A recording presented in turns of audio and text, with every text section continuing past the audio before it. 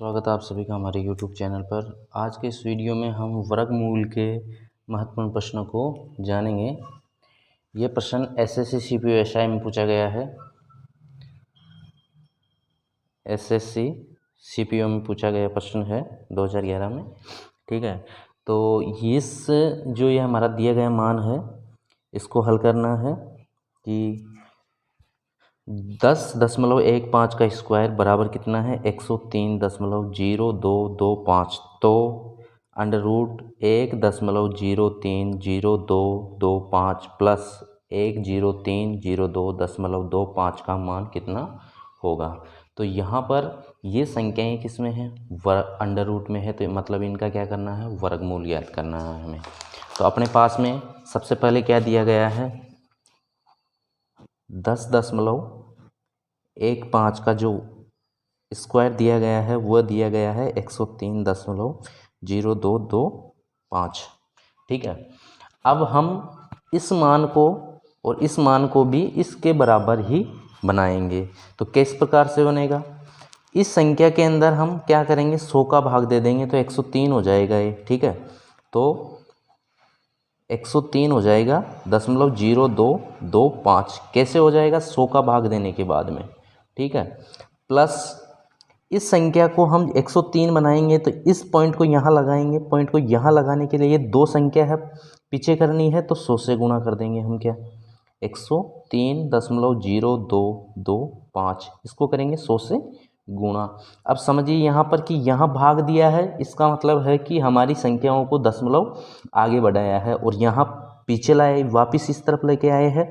यदि हमें संख्याओं के दशमलव को आगे बढ़ाना हो तो उसमें भाग दे देते हैं और दशमलव को संख्या की तरफ, मुख्य संख्या की तरफ लेके आना होता है तो हम क्या करते हैं, गुणा करते हैं। इनको संख्याओं को क्या करेंगे, अंडर रूट में लिख देंगे। इस प्रकार से हमने अंडर रूट में लिख दिया। ठीक है, अब ये किसका वर्ग है, ये 10.15 का वर्ग है। ठीक है, प्लस ये किसका वर्ग है, ये भी 10.15 का वर्ग है, 10.15 का वर्ग है। ये गुणा में है 100, यहाँ क्या लगाएंगे हम, अंडर रूट, और इसमें क्या है बटा में 100, तो यहाँ भी क्या लगा देंगे हम, अंडर रूट। ठीक है, अब अपने पास में इस संख्या का अंडर रूट और इस संख्या का जो वर्ग है, यहाँ पर स्क्वायर है और ये रूट क्या हो जाता है, कैंसिल हो जाएगा। इसी प्रकार यहाँ पर भी ये कैंसिल हो गया। अब अपने पास में 100 का वर्गमूल कितना होगा, 100 का वर्गमूल हो जाता है 10। तो ऊपर तो क्या बचेंगे 10.15 बटे यहाँ नीचे बचेंगे 10 प्लस उसी प्रकार यहाँ पर भी इसका भी वर्गमूल लेंगे क्योंकि अंडर रूट तो केवल इसका हटा है। ठीक है, इसका तो वर्गमूल लेना पड़ेगा, तो 10.15 गुणा 10। ठीक है, यहाँ पर अपने पास में आगे हल करेंगे इनको, तो ये जो मान है 10 का भाग देंगे इसमें तो 1 दशमलव इस तरफ लग जाएगा। ठीक है, ये 0 भी इस तरफ आ जाएगा, भाग देंगे 10 एकम 10, पॉइंट भाग टूट की 0 और ये 1 और 5। ठीक है, इस प्रकार से ये, और यहाँ पर गुणा करेंगे तो ये जो 10 से 10 गुणा होंगे तो 100 हो जाएंगे। ठीक है, तो ये टोटल कितना हो जाएगा 101.5। या कहे कि अगर हमें 10 से गुणा करते हैं तो एक संख्या दशमलव की इस तरफ आ जाएगी। अब इन दोनों संख्याओं का हम योग करेंगे तो ये कितना हो जाएगा 5। उसके बाद में है अपने पास में यहाँ पर 1 और फिर ये 5 दशमलव, 1 और 1 2 और ये 0 है यहाँ पर और 1, तो 102.515 क्या आया है, इस संख्या का वर्गमूल आया है। तो ये दशमलव की संख्याओं को इस प्रकार से हम हल करते हैं। बहुत महत्वपूर्ण प्रश्न है। ऑप्शन नंबर सी हमारा इस प्रश्न का सही आंसर होगा, ऑप्शन नंबर सी। बहुत ही महत्वपूर्ण प्रश्न है और इनको आसानी से ट्रिक से हम कर सकते हैं क्योंकि ट्रिक से हमने यहाँ पर 100 का भाग दिया है, इस तरफ 100 का गुणा किया है। हमारे पास में ये जो मान दिया गया है ऊपर, इस मान के बराबर हमने इसको किया है। अगला प्रश्न है, निम्न का वर्गमूल ज्ञात करें। बेसिक से पढ़ेंगे हम बिल्कुल एकदम। ये भी एसएससी सीजीएल में पूछा गया प्रश्न है। SSC CGL में पूछा गया प्रश्न है ये भी, टीयर फर्स्ट में 2010 और 2015 में, ठीक है। 2010 और 2000 दो बार पूछा गया प्रश्न है ये। यहाँ पर अपने पास में जो मान दिया गया है 0.064 माइनस 0.008, ठीक है। अब सबसे पहले यहाँ पर ये जो संख्या दी गई है इनको हम घटा लेंगे। तो 0.064, तो यहाँ 0.08 को कम कर देंगे तो 4 में से 8 जाते नहीं, 14 में से 8 गए तो कितना हो जाएगा 6।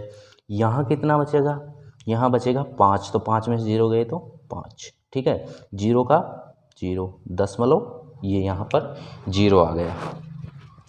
उसके बाद में अगला अपने पास में क्या है, गुणा में है संख्या, इसको भी 0.16 को में से घटाएंगे 0.04, तो 6 में से 4 गए 2 और 1 में से 0 गया तो 1 और 0.12। ऊपर तो बचे हैं 0.056 गुणा 0.12। अब नीचे की संख्या को देखते हैं। नीचे की संख्या में योग करना है सभी संख्याओं का, तो 0.16 08 04, तो 4 और 8 12, 12 और 6 18, ठीक है। तो 18 का 8 आ गया अपने पास में, हासिल का 1 बचा और 1 इसमें जुड़ जाएगा और 1 कितना हो जाएगा 2 हो जाएंगे, तो ये हो गए 28। 0.28 गुणा में कितना है 0.04 और 0.06, तो ये हो जाएंगे 0.06 की घात 3, ठीक है।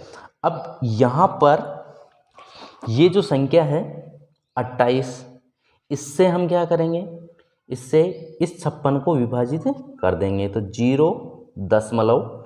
यहाँ पर ये संख्या 28 है, 28 में भाग देंगे 56 का, नहीं सॉरी 56 में 28 का भाग देंगे, कितनी बार जाता है 2 बार जाता है, ठीक है।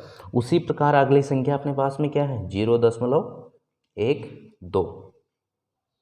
अब यहाँ पर समझिए कि किस प्रकार से हमने 0.28 से 0.56 को काटा है। तो यहाँ देख लीजिए 0.056 गुणा 0.28, ठीक है। इस तरफ पॉइंट के बाद में 2 संख्या है तो पॉइंट हटा देंगे, ऊपर 100 से गुणा कर देंगे, और इस तरफ 3 है तो पॉइंट हटा देंगे और 1000 से गुणा कर देंगे। ये 2 बार कट जाता है, 2 जीरो से 2 जीरो, और 10 का भाग हम 2 में देंगे तो 0. कितना आएगा 2, तो ये 0.2 अपना इस प्रकार से आया है, ठीक है। उसके बाद में हम अपने पास में नीचे जो संख्या दी गई है वो बचेगी 6 का हम घनमूल करेंगे, ठीक है। तो 0.216 होता है इसका। अब यहाँ पर जो संख्या बची है ये 0.12 और 0.2, तो इसको हम गुणा करेंगे तो ये अपने पास में, इनको अगर चाहे तो विभाजित भी कर सकते हैं आप, हम इनको विभाजित कर लेंगे 2 से, इस संख्या को 216 काटेंगे, 2 एकम 2 भाग टूट की 0 और 8 दूना 16, और ये हो जाएगा 12 नामे 108, ठीक है। तो ऊपर भी 0.1 है और 0. यहाँ पर भी 1 है, ठीक है।